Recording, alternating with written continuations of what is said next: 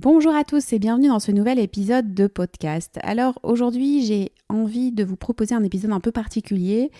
L'idée c'est pas de vous donner des pistes ou des stratégies pour traiter une problématique, mais l'idée c'est plutôt de vous inviter à vous questionner sur un sujet que je rencontre beaucoup en ce moment, donc ça m'a donné envie de vous partager cette réflexion.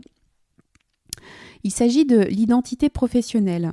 Dans l'épisode que vous pourrez écouter la semaine prochaine d'Aurélie Panier, Aurélie est une ancienne avocate qui a quitté le barreau il y a 3 ans. Dans son témoignage, elle nous partage sa difficulté lorsqu'elle sent qu'il faut qu'elle quitte la profession, à se définir autrement que par son métier. En fait, comme beaucoup de personnes, Aurélie, quand elle devait se présenter, et comme moi aussi, on se présente aussi souvent en évoquant notre profession. Je suis avocate, voilà. Vous avez déjà remarqué, c'est la question type quand on fait des nouvelles rencontres, c'est qu'est-ce que tu fais dans la vie ? C'est une question qui est presque systématique dans les conversations. Si tu me demandes de me présenter, je vais te dire ce que je fais, quel travail j'occupe actuellement. Alors, c'est assez simple de comprendre pourquoi. C'est parce que, en fait, assez vite, grâce à cette question, on va pouvoir se représenter la personne. Ça va nous donner, de manière assez synthétique, une vision de la personne qu'on a en face de nous. Bon, par exemple, on va imaginer que l'ingénieur est scientifique, le chef de projet un peu organisé, le banquier sérieux, le designer un peu fun. On va aussi se représenter le niveau de réussite. Alors, tout dépend des critères de réussite qu'on met, mais voilà, on sait que le médecin a obtenu brillamment un doctorat, un bac+8, voire plus. L'avocat a fait ses 6 ans d'études et a obtenu le diplôme pour exercer le métier d'avocat. On peut projeter aussi derrière un métier un statut. Voilà, la personne, elle est un niveau de responsabilité, ouvrier, agent de maîtrise, cadre, indépendant, profession libérale, une façon d'exercer son métier. On peut même aller jusqu'à imaginer le salaire de la personne. D'ailleurs, parfois complètement à tort. C'est vrai que si je reste sur l'exemple de la profession d'avocat, aujourd'hui c'est un métier effectivement où on peut très bien gagner sa vie, mais c'est aussi un métier qui s'est beaucoup paupérisé. Et il y a beaucoup de jeunes avocats aujourd'hui qui ont du mal à avoir un salaire décent compte tenu de leur investissement professionnel. C'est quelque chose qui est très, très souvent partagé par cette profession. Et donc, voilà, en fonction de ce qu'on fait et de la contribution qu'on va avoir pour la société, eh bien, on va pouvoir assez vite se faire une idée de la personne qu'on a en face de nous. C'est toujours assez drôle d'ailleurs d'observer parfois un décalage lorsque cette question vient un peu plus tard, qu'on a fait connaissance avec quelqu'un, qu'on l'a vu se comporter, qu'on a observé sa façon de se tenir, peut-être c'est la façon de s'habiller, d'échanger avec nous. Moi, ça m'est déjà arrivé d'être surprise, de voir un décalage entre ce que j'avais perçu de la personne et le métier qu'elle exerce. Je trouve ça toujours intéressant. Pour ma part, moi, j'ai vécu à nombreuses reprises le malaise que peuvent parfois ressentir mes clients. J'ai des clients qui peuvent me dire que ils sont pas très fiers quand cette question elle vient sur le tapis. Ils bottent en touche très vite. Ils ont envie de changer de sujet. Soit parce que le métier qu'ils font, il est assez abstrait et ils ont du mal à l'expliquer et donc ils savent que ça va être un peu pénible et eux-mêmes souvent s'y retrouvent pas trop dans ce côté un peu abstrait. Ou alors parce que justement, aujourd'hui je suis pas fière parce que j'ai l'impression que je suis sous-estimée, que finalement mes compétences sont peu exploitées et que je vaux plus. Et aujourd'hui, je suis pas très à l'aise à l'expliquer.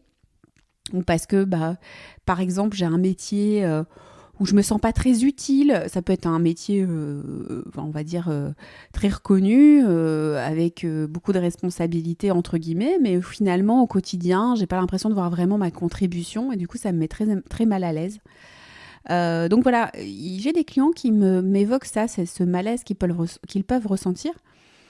Moi, pour ma part, je l'ai vraiment ressenti très, très fort lorsque j'étais en transition professionnelle. En fait, après j'ai été d'abord responsable marketing. Quand j'ai quitté cette mission pour me reconvertir, bon, j'étais plus rien, quoi. J'étais plus responsable marketing. J'étais pas vraiment mère au foyer. J'étais pas encore coach. J'étais nulle part, en fait. J'étais en transition, quoi. Donc, qu'est-ce que je suis derrière? C'était assez inconfortable à l'époque. Surtout qu'on ne sait pas vraiment, à ce moment-là, on peut manquer un peu de confiance, donc on peut douter de notre capacité à aller au bout. Et donc, en fait, c'est très, très désagréable à ressentir. Et puis, encore maintenant, je le ressens parfois quand je fais des nouvelles rencontres. Quand j'explique mon métier, souvent, je ne dis pas que je suis coach, je dis pas je suis coach professionnel, je dis j'accompagne des personnes qui sont en changement professionnel, en reconversion ou qui se sentent plus bien dans leur travail. Enfin voilà, j'évoque ça, ou qui veulent faire un bilan professionnel.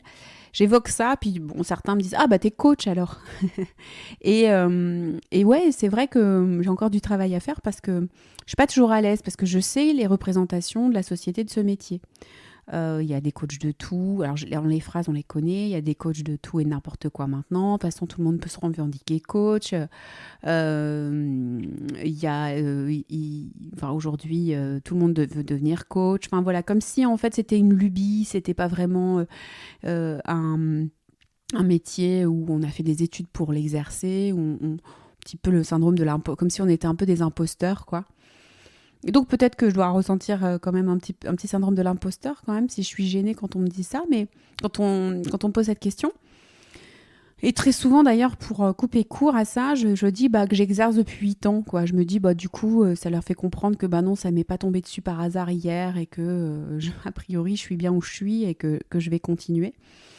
Mais voilà, c'est un malaise qu'on peut ressentir. Mais surtout, la raison pour laquelle je voulais vous évoquer ce sujet, c'est encore pas plus tard qu'il y a 1 heure avec un client. Je comprenais dans ce premier échange qu'on avait que c'était quelqu'un de très très très investi dans son travail. On n'avait pas encore évoqué sa vie en dehors de son travail, mais je croyais comprendre effectivement que son travail avait une place très importante dans sa vie. Aujourd'hui, il est dans une situation un peu compliquée professionnellement, justement en transition. Ça s'est pas très bien passé avec son dernier employeur, et c'est vrai que quand on a tout mis dans notre travail, quand notre représentation de nous-mêmes, elle se fait surtout par le travail, forcément, quand ça va pas dans ce domaine-là, tout s'écroule un petit peu, quoi, quelque part. Alors moi, je pense que pour ce client, c'est une bonne chose. On en a un petit peu discuté, parce que je pense que c'est l'occasion pour lui peut-être de redistribuer les cartes, de voir les choses un peu différemment. Et puis je pense en plus qu'en abordant son travail de manière un peu différente, en ayant aussi une vie en dehors de son travail, ça peut lui permettre peut-être d'être plus pertinent, plus performant dans le travail, et surtout peut-être plus en recul. Donc je pense que ça peut apporter des choses, ça ne va pas lui enlever, je pense, son efficacité, sa productivité, mais je pense que ça peut lui permettre d'avoir une posture un peu différente. Bref, donc voilà.